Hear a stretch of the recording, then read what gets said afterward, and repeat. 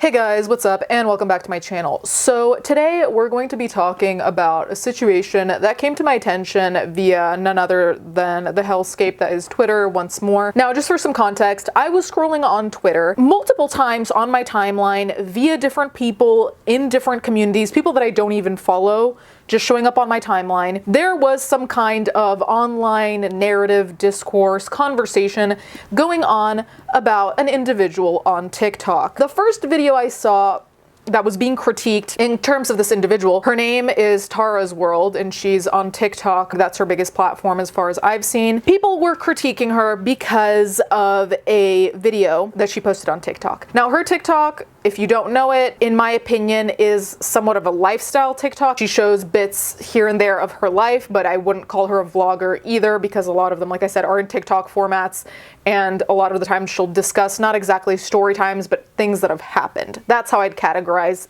her content. This TikTok was posted, so let me just show you what was said and then tell you how people reacted. Get ready with me to go run errands. My favorite thing to do in the entire world. Everyone is like tweaking out because I hooked up with a girl for work when I have a boyfriend. No, we are not in an open relationship, but he was more than okay with it. He literally came over and like hung out with us when we were done. Also, like, I'm straight. Like, I've always wanted to like hook up with a girl and like I kiss girls all the time, but I don't think I could ever like date a girl. I've only ever been like emotionally into like men, but I just think girls are hot. Like, that's the thing. And it's so fun to like kiss girls, you know what I mean? I think it was like the third or fourth time me and my now boyfriend were hanging out. He brought me to this like event and I saw this girl there that I knew and like we kissed. I kiss all of my girlfriends like all the time. It's just what we do. And he was so excited. Like, his eyes lit up. He was like, you can do that whenever you want. It was the funniest thing ever. Like, he was so excited. I remember my last boyfriend. Well, we never like officially dated, but like we basically were. He was so insecure about that kind of thing. I remember I asked him once, I was like, how would you feel if I like kissed a girl? Because most guys like love that. He got so mad at me, like yelling at me, being like, I can't believe you want to kiss somebody. I was like, no,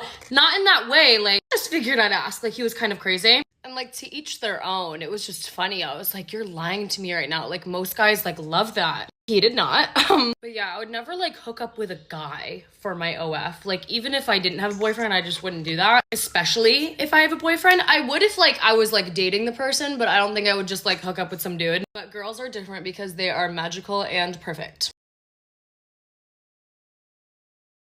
On this week's episode of What Am I Getting Canceled For, I am homophobic and fetishizing lesbians because I like to kiss girls. And then on the other side, everyone's projecting their daddy issues onto me. Welcome to my world. This shit's better than cable, I'll tell you that much. Who needs OBX3 when you have my comment section? You know what I mean? I have a couple of things that will really piss you guys off. Hold on. Me and my dad are best fucking friends. Cry about it. I don't give a fuck. And I fucking love kissing girls. Like, suck a dick and cry about it. And honestly, if your entire life mission is to sit on your couch and scrutinize my every move, if we're being real, it's kind of entertaining, so you can keep going. But man, do I feel bad for you. Holy fuck. From what I showed you, I'm guessing you picked up on what people probably had something to say about. So the reason that people were critiquing this was because they were saying that this was a fetishization of women who love women, any person in the LGBT community that includes being attracted to / wanting to be in relationships with women. Now, this started a layered discourse because obviously it's a complicated thing, because on one hand, I can completely understand that there is a problem of fetishization of women who love women, especially via men, in the sense of, in this story, this content creator was talking about how excited her boyfriend was and how a lot of men in his position would have also been excited or would have been happy about this. Now, that's personally where I kind of was like, honestly, I just think it's dumb, because if you want to kiss women, but kiss women because you want to kiss them, not because you want the male validation from kissing the woman. That's just my opinion, but at the end of the day, it's consensual. Do whatever the fuck you want to do. It's not going to change anything for me, but I can understand why people wouldn't be enthused with that kind of narrative. So I forgot to mention, she mentions this other boyfriend who was not okay with her kissing women, and I believe she referred to him as crazy, which I mean, if you are in a monogamous relationship, and I'm underlining monogamous relationship, it's normal that your partner wouldn't want you kissing anyone, regardless of their gender or what they identify as. So I don't know how that's crazy in any which way.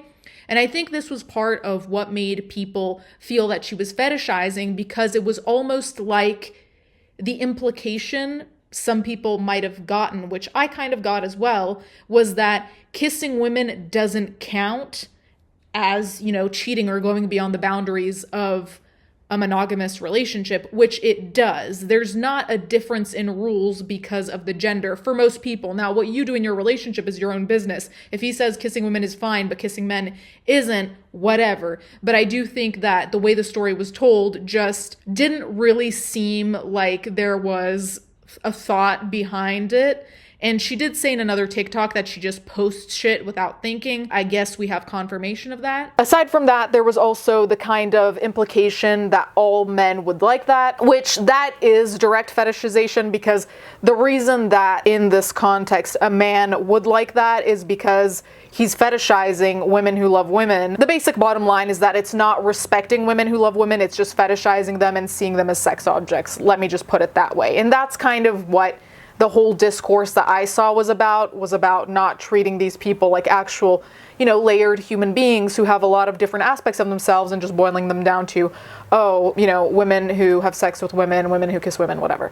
So that was a thing. I thought that was it. And I really wish that that had been the extent of my knowledge, because I would probably sleep better at night. But anyway, so from there, I went to the comments section, and people were commenting saying, isn't this the girl who aroused her bird? Now, I was hoping, truly, please God, I was hoping that this was some kind of new slang that little old me didn't know, and that bird was referring to some genitalia of a human genitalia. But no, it's actually arousing a literal flying animal that is a bird. Now let's say you and I go toe-to-toe in bird law and see who comes out the victor. This content creator has a pet bird. The arousing of the bird was that if you pet a bird in a certain place, listen, I don't know shit about birds, so if you want to look it up, but if you pet them in certain places, they will get aroused, okay?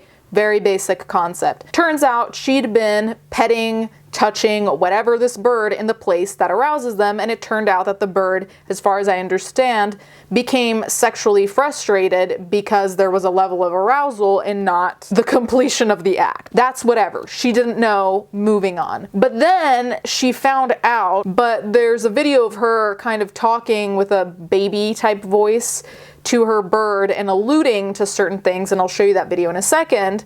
And that's when people were like, okay, before you didn't know, it wasn't a big deal, truly not. But now that you do know, why are you doing this? Touch his back, I'd rub under your wings, okay? And then he started screaming all day long, like all day. He would scream all day long. I was like, why is he screaming, He was screaming because he was sexually frustrated because I wasn't continuing to touch and do good stuff. So Marty is sexually attracted to me. And you know what? Sometimes I do still touch under the wings. And we're gonna have eggs one day. You want me to touch in the good spots? Yeah? I'm such a sick bastard. Could you imagine touching your animal and sexually arousing them? I get it, when she first got her bird, she had no idea what she was doing, but after learning about it, she makes this type of video and she still does it. And it's the way that she's talking to her bird in that voice, and then saying that her bird is sexually attracted to her. Like, ma'am, that is a bird.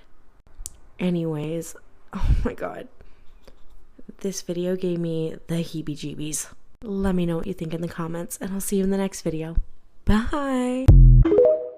And aside from anything that you might think is creepy, which is a word that I saw being used often, and inappropriate, and all these other words, it's also like, if we really look at this aside from the human aspect of like what she's doing, it's like for the well-being of the bird, if the bird got so sexually frustrated I would guess that it's not great for the bird's health to be in that level of sexual frustration if they don't have a mate. Like I said, this is not my field, no expertise in this whatsoever. So she ended up quote unquote apologizing, and I say quote unquote apologizing because a lot of these apologies, the way that they were received anyway, and you guys can view them and let me know what you think. A lot of these apologies were received as non-apologies simply because there was a level of dodging of responsibility. So instead of saying, I'm sorry that I did this and I made you feel so, and so, it was like, I'm sorry you feel that way. Okay, let's bang this all out in one video, all right? First off, let's get one thing clear. I'm not gonna be sitting here crying and talking about how sorry I am over the stupidest shit I've ever seen in my life. I'm not gonna pretend like I'm crying over this shit just so I can get mean people to like me again. I'm not gonna do that. I'm never gonna change my personality or my sarcastic humor to make people like me. First, let's address the bird, because oh my God, I can't believe I'm saying this. Okay, I'll make this short and sweet for you. So when I first got Marty, my bird, I didn't do any research at all, which is the worst idea. Don't ever do that. Make sure to do a lot of research before you get a pet, because I didn't know anything. So when I first got him, I would make TikToks with him, and like I would be like petting his back or whatever, because like where am I gonna pet the thing, you know? And I started to get like a few comments here and there being like, don't touch him there, like that can like turn them on. And I thought this was the funniest thing in the world. And so I eventually looked it up, and it's true. Like if you touch a bird on their back or under their wings, I guess that can like sexually arouse them. So I made this like dumb video because like me and my mother thought that was the funniest. It's not funny, but we thought it was crazy that's a thing. So we'd make jokes about it all the time. And then I made that dumb video like, oh, I still do it sometimes. I was joking, okay? But I get it. Some things are better left in the family group chat. That was a fucking joke. So I will never be defending myself again on why I am the best owner for that bird. I love that bird more than fucking anything. I would do anything for that bird. So shut the fuck up.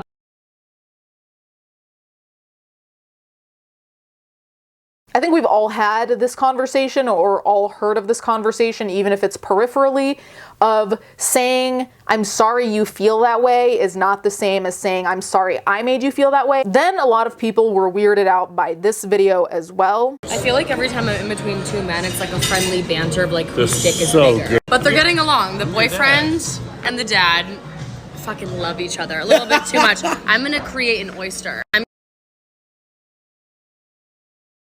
This video weirded me out. Now, I don't think it's the biggest thing in the world. It really just depends on what your rapport is with your parents. I think a lot of people in the comments have a similar rapport with their parents that I do, in the sense of there are boundaries around my family that to me are very clear and that I would not cross. So even here, the thing of being in a room with two men and they're like comparing dick sizes or whatever the metaphor is, it's a metaphor. Sure, it's obviously not literal, thank God. That's not a saying I would use around my family, anyone's family. It's just a thing of how I am. So I'm not saying that's the rule for everyone. But a lot of people were weirded out by this. But that depends on the kind of rapport you have with your parents. So I'm not really gonna come to any conclusion there. I certainly would not use this type of metaphor if I'm sitting at the table between the boyfriend and the dad. No. That's basically everything that's come out that I've seen that have been the quote-unquote more major, I don't want to say controversies, but things that people have had thoughts on. You guys can let me know what you think in the comments down below. I'm sure that as soon as I'm done editing this video, something else from this content creator's prior videos will pop up, because it's truly just been coming in randomly. Let me know what you think in the comments down below. Thank you guys so much for watching. Thank you to my patrons as always, and I'll catch you guys next time.